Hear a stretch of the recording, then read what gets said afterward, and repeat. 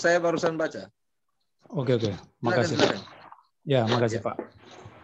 Ya, saya mungkin ingin mengerucut lebih dalam lagi karena saya melihat diskusi belum terlalu mendalam kita ini. Memang kasus penistaan atau penodaan agama ini sebuah kontroversi yang diperdebatkan. Dan saya sepakat dengan kesimpulan Pak Michel tadi bahwa pasal penodaan agama itu sebaiknya dicabut karena bersifat karet. Ada tumpang tindih beberapa pasal di sana, ada 2 pasal yang kelihatannya tumpang tindih di sana. Mengapa? Karena definisinya tidak jelas dan sebagainya.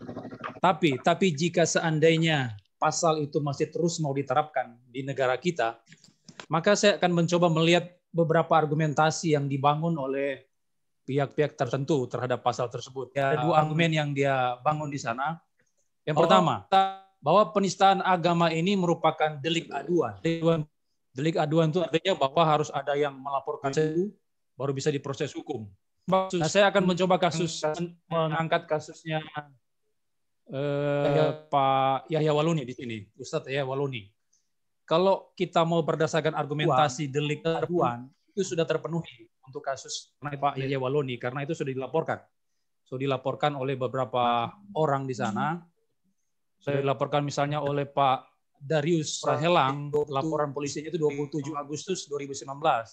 Lalu ada Pak Feni Roga juga sudah melapor itu. Tetapi kasusnya itu mendadak berhenti, Pak. Berhenti karena menurut penyidik mereka meminta saksi dari Papua waktu itu. Di Papua, kalau tidak salah yang punya STT yang di Papua yang diklaim sebagai Pak Yahya Waluni itu sebagai dia pernah menjadi rektor di sana, kalau tidak salah itu. Jadi pihak penyidik minta saksi dari Papua untuk dihadirkan ke Jakarta, dimintai keterangan. Nah, kendalanya di sini adalah saksi itu tidak mampu untuk ke Jakarta. Kenapa? Karena terkait biaya. Biayanya besar, belum dia mau menginap di mana, makannya gimana. Jadi karena terkendala biaya itu, maka saksi di Papua tidak bisa datang ke Jakarta untuk memenuhi panggilan penyidik. Lalu akhirnya kasus itu dihentikan sampai sekarang. Padahal sudah dilapor sejak 2019. Sampai sekarang kita tidak melihat lagi kelanjutan kasusnya seperti apa. Nah, saya minta tanggapan dari Pak Michel untuk poin ini. Apakah pemberhentian kasusnya Pak Yahya Waluni karena kendala saksi Papua tidak bisa datang ke Jakarta itu dibenarkan secara hukum? Ataukah mungkin pihak Polri bisa menyediakan dana untuk mendatangkan saksi itu tanpa harus memberatkan pihak saksi sendiri, biaya dari saksi itu datang ke Jakarta? Itu untuk Pak Michel.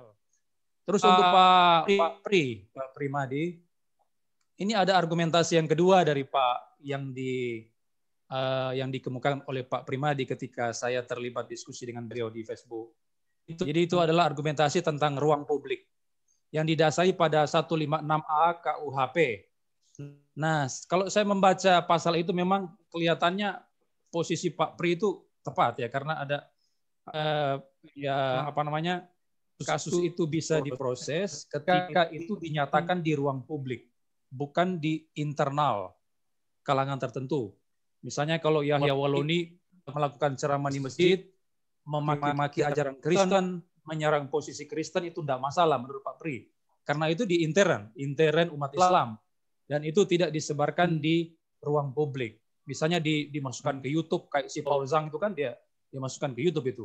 Nah, itu bisa diproses hukum. Tapi kalau Yahya Waluni, Irena Handono dan sebagainya yang tidak dipublikasi itu tidak bisa ditindak secara hukum menurut Pak Pri. Tapi mungkin saya akan memberikan respon terhadap itu. Misalnya saya membandingkan dengan kasus Ariel Noah ini, Ariel Noah. Memang berbeda kasus, tapi menurut saya bisa dijadikan sebuah pembanding ya. Misalnya kasus Ariel Noah, dia ini kan melakukan skandal seksual di sana ya dengan beberapa cewek di sana itu. Lalu kemudian Ariel Noah ini kan tidak mengekspos itu di publik ya, tidak. Bukan dia yang menyebarkan di publik, tapi temannya dia. Ada temannya dia yang mengambil video itu, lalu dia lempar itu ke publik, akhirnya tersebarlah ke publik itu. Nah, yang menjadi persoalan di sini adalah pihak aparat keamanan seharusnya kalau kita menggunakan argumentasi publik itu berdasarkan pasal ya untuk kasus penodaan agama, menurut saya juga bisa diberlakukan untuk kasus Ariel Noah ini. Yang ditangkap itu bukan Ariel Noah, harusnya si penyebar videonya si Ariel itu yang ditangkap. Tapi kenapa si Ariel Noah juga ditangkap lalu dijebloskan ke penjara? Jadi saya membandingkan dengan kasus Ariel Noah di sini. Walaupun memang beda kasus, tapi kan sama-sama penodaan. Yang satu penodaan wanita, yang satu penodaan agama, sama-sama penodaan. Tapi kalau kita mau melihat yang mana lebih parah, sebetulnya penodaan agama yang lebih parah. Karena kan yang dinodai ini ajaran agama tertentu. Misalnya dalam Kristen, si Ustadz Egy Sujana mengatakan, Yesus tidak pernah ngomong dia adalah Allah. Mana pernah Yesus ngomong dia adalah Allah? Tidak pernah. Di Alkitab manapun dicari, tidak pernah. Yesus bukan Tuhan. Ini menurut saya lebih parah karena efeknya itu berbicara tentang nasib akhirnya si yang ngomong itu. Bagi kami Kristen yang menolak keilahian Kristus, dia pasti neraka. Tidak ada keselamatan bagi dia. Dia harus percaya sebagai Tuhan dan Juru Selamat, baru dia bisa menerima surga. Nah, kalau kita membandingkan dengan kasus Ariel Noah, penodaan wanita dan penodaan agama, lebih parah lagi menurut saya penodaan agama ini. Dan saya melihat kalau saya membandingkan dua kasus itu, saya tidak melihat tindakan yang seimbang dari pihak berwajib untuk berlaku adil di dalam hal itu. Ini argumentasi kedua, saya mohon Pak Primadi yang jawab. Begitu mungkin Pak, silakan Pak. Gimana ini, saya dulu atau Pak Misal dulu? Terserah Pak, mana-mana. Pak Pri dulu aja, Pak Pri. Gini Pak Albert, untuk masalah hukum, saya kan gini, di sini kan sudah ada pakar hukum. Apakah apple to apple membandingkan penodaan agama dengan kasus pornografi? Seperti itu. Pasti ada pertimbangan yang pakar hukum lebih tahu. Jadi di sini ada beliaunya, saya lebih baik beliaunya yang langsung yang menjawab karena ada langsung pakarnya kan. Oke. Terus yang kedua untuk info Pak Albert, belakangan PKB sudah melaporkan lagi Pak Yahya Pak. Barangkali Pak Albert juga. Oh iya. Oke Pak. Sip. Ya. Terima kasih, saya rasa segitu saya. Baik, silakan Pak Michael. Ya, terima kasih. Yang pertama, pasal penodaan agama ini bukan delik aduan. Itu delik umum, laporan biasa. Jadi setiap orang bisa melaporkan jika ada orang yang dianggap melakukan perbuatan penodaan agama. Jadi begini, ada dua jenis laporan di kepolisian. Pertama, laporan biasa, itu misalnya kayak pencurian, pembunuhan, penipuan, penggelapan itu, kalau ada orang yang tahu, siapapun itu juga, walaupun dia bukan korban, tapi dia mengetahuinya, dia bisa saja melaporkannya. Itu laporan biasa, delik umum. Tapi juga namanya delik aduan. Delik aduan itu artinya bahwa hanya orang-orang tertentu yang dapat melaporkan suatu perbuatan tindak pidana ke kepolisian. Misalnya seperti apa? Misalnya seperti kasus perzinahan.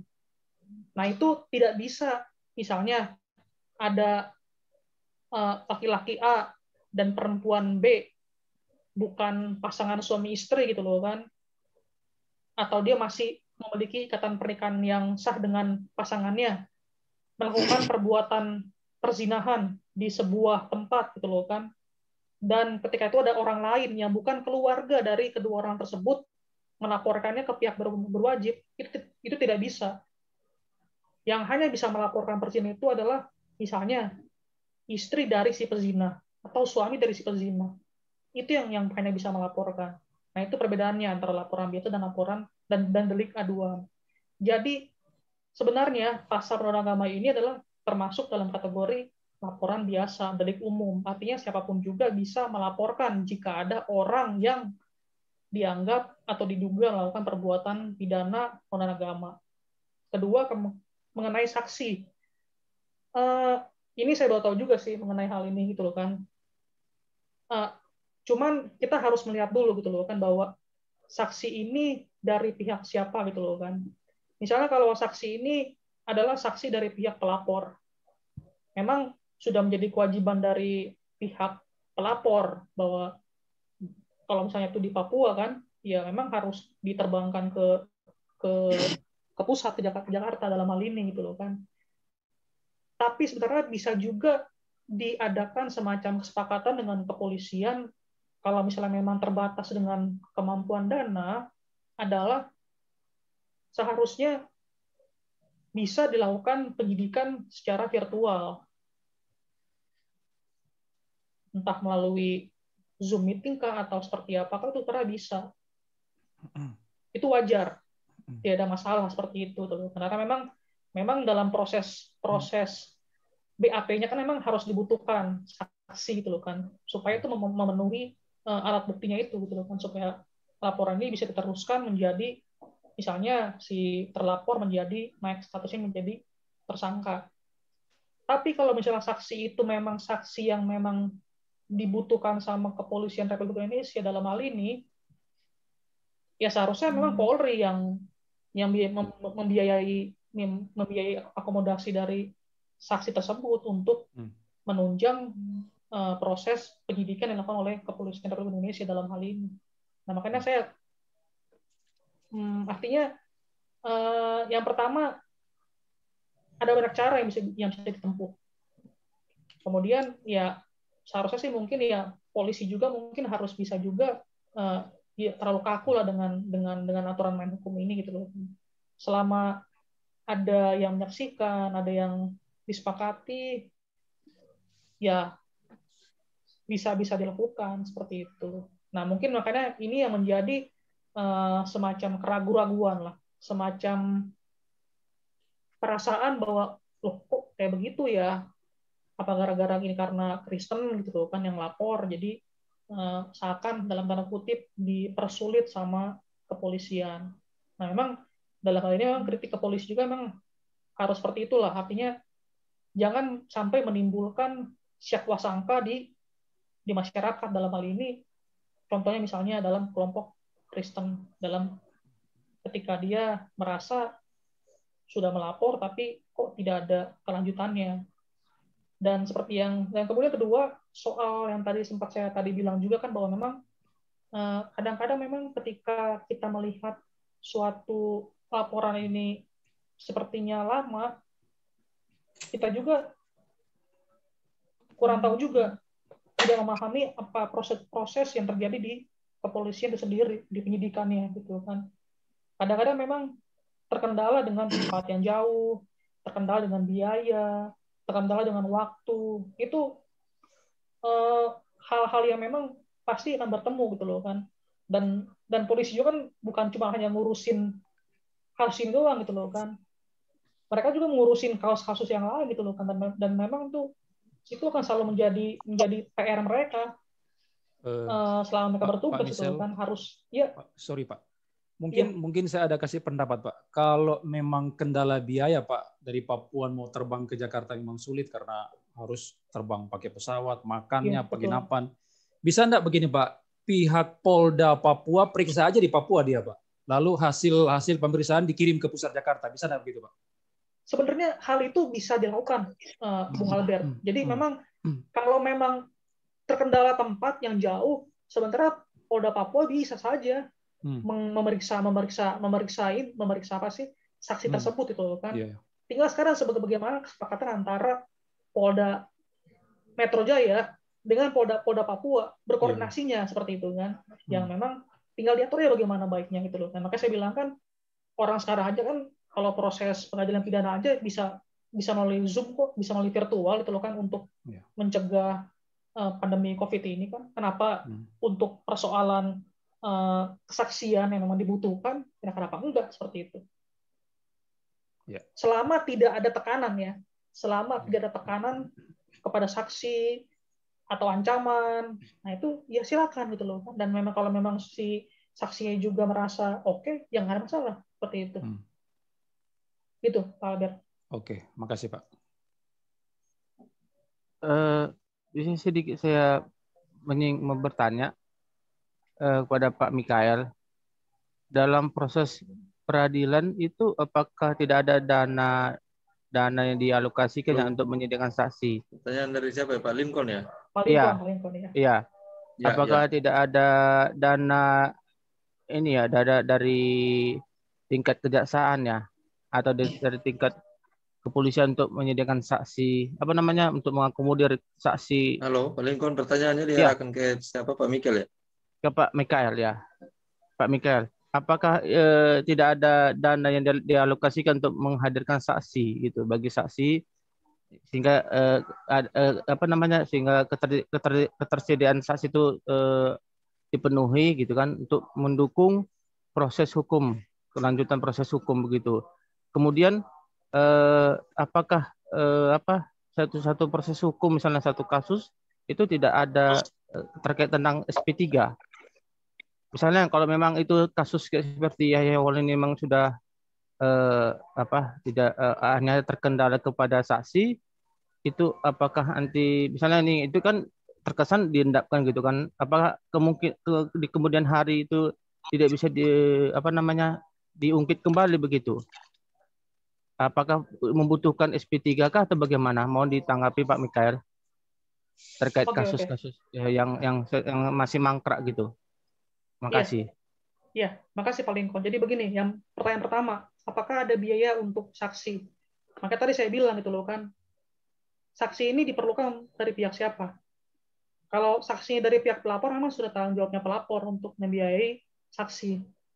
Tapi kalau saksi itu memang diperlukan dari pihak polisian, sebagai contoh, misalnya ahli, polisi butuh keterangan ahli gitu loh kan, untuk bisa menilai apakah suatu laporan perbuatan pidana itu sudah memang cocok, sudah memang layak untuk diteruskan masuk ke dalam namanya penyidikan gitu loh kan. Nah, itu menjadi tanggung jawabnya pihak kepolisian dalam hal ini. Dan biaya itu sebenarnya ada untuk biaya untuk akomodasi ahli segala macam, itu memang ada dalam budget di kepolisian itu sendiri. Tapi memang kita harus melihat bahwa memang polisi itu kan dari Sabang sampai Merauke kan, minus Timur itu loh kan, Timur Leste itu loh kan. Jadi memang dananya pun juga terbatas juga, dan itu pun juga harus bisa dimaksimalkan ya semaksimal mungkin itu loh kan, untuk hal-hal proses penyidikan di kepolisian itu sendiri.